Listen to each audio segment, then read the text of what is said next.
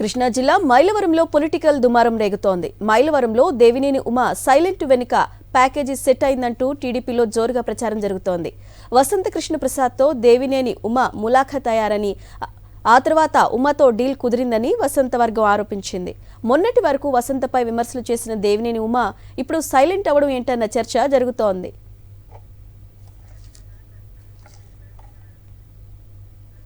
కృష్ణా జిల్లా మైలవరంలో పొలిటికల్ దుమారం రేగుతోంది. మైలవరంలో దేవినేని ఉమ సైలెంట్ వెనుక ప్యాకేజీ సెట్ అయిందంటూ టీడీపీలో జోరుగా ప్రచారం జరుగుతోంది. వసంత కృష్ణ ప్రసాద్తో దేవినేని ఉమ మిలాఖత్ అయ్యారని, ఆ తర్వాత ఉమతో డీల్ కుదిరిందని వసంత వర్గం ఆరోపించింది. మొన్నటి వరకు వసంతపై విమర్శలు చేసిన దేవినేని ఇప్పుడు సైలెంట్ అవడం ఏంటన్న చర్చ జరుగుతోంది.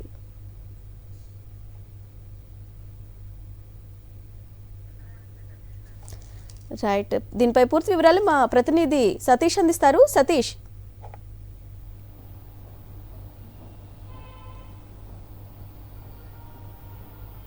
అన్న, మైలవరంలో రాజకీయ రచ్చ కొత్త టర్న్ తీసుకుందని చెప్పొచ్చు. అయితే ఇప్పుడు ఆసక్తికరంగా కొద్ది రోజులుగా మాజీ మంత్రి, తెలుగుదేశం పార్టీకి సంబంధించినటువంటి మాజీ మంత్రి దేవినేని ఉమామహేశ్వరరావు సైలెంట్ అయిపోవడం వెనుక ఏం జరిగిందని ఒక చర్చ సర్వత్రా సాగుతున్నట్టు పరిస్థితి.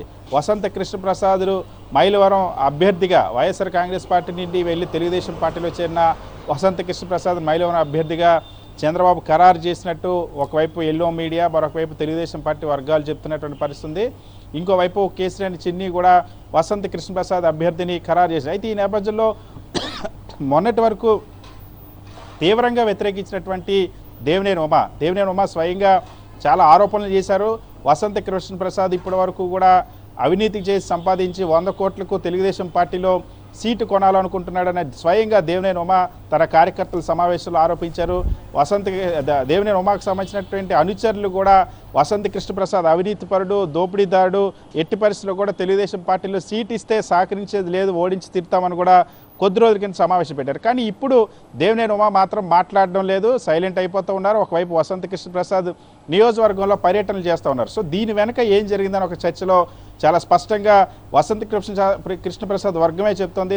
దేవినేని ఉమాని మేము సెట్ చేసేసాం, దేవినేని ఉమాతో డీల్ కుదిరిపోయింది, దేవినేని ఉమాని ఆ వసంత కృష్ణప్రసాద్ పనిచేయడానికి అంగీకరించేశారు అన్న చర్చ సాగుతున్నటువంటి పరిస్థితి. సో దీంతో మరొక అభ్యర్థి అయినటువంటి, మరొక యాస్పిరెంట్ అయినటువంటి బొమ్మసాని సుబ్బారావు రగిలిపోతూ ఉన్నారు.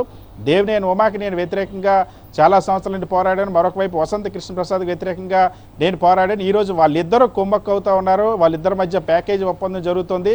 దీన్ని ఎట్టి పరిస్థితుల్లో సహించేది లేదు. మైలవరం సీటు ఖచ్చితంగా స్థానికులకే ఇవ్వాలి.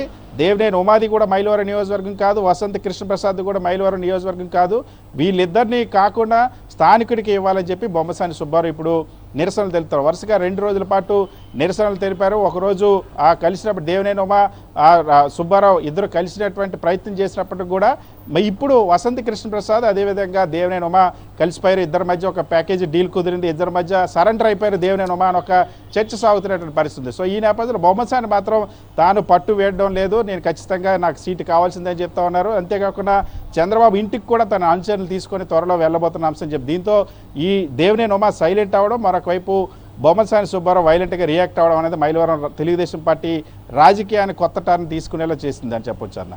Right Satish, thank you.